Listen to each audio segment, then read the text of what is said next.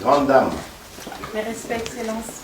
Bravo. Partie en mission régalienne au nom de la République démocratique du Congo, la délégation venue fraîchement des États-Unis d'Amérique s'est donné le devoir de rendre compte aux garants de la nation des contours de leur mission.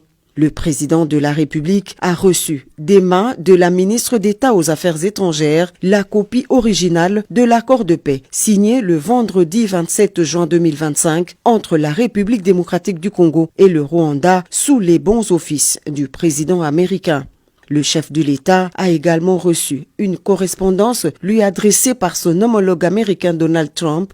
La ministre d'État aux Affaires étrangères revient sur le processus ayant conduit à la signature de cet accord. Nous avons eu l'honneur de lui remettre à main propre l'original de l'accord de paix qui a été signé le 27 juin à Washington DC au département d'État, ainsi que la correspondance qui lui a été adressée par son homologue américain.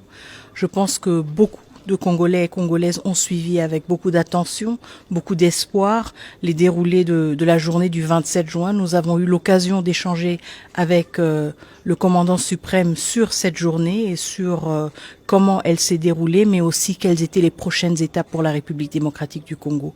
C'est un pas en avant, certes, un pas qui nous réconforte, mais en même temps, nous sommes conscients du fait que nous avons signé un accord qui nous oblige aussi à honorer certains engagements et que nous allons devoir faire montre de notre détermination de pacifier la République démocratique du Congo et de le faire rapidement. Un pas en avant, certes, mais le processus de paix est loin d'être achevé.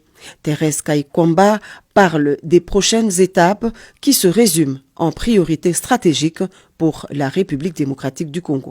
Alors il y a plusieurs prochaines étapes et je pense que nous aurons l'occasion aussi de discuter en plus grand détail et d'étaler les détails de l'accord.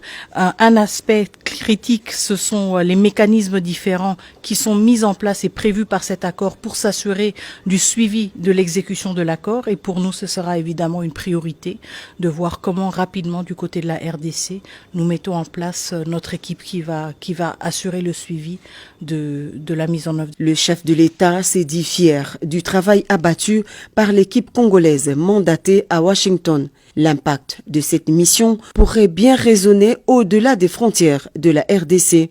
Un moment crucial où l'espoir de tout un peuple se mêle aux ambitions de son leader déterminé à écrire une nouvelle page de l'histoire congolaise.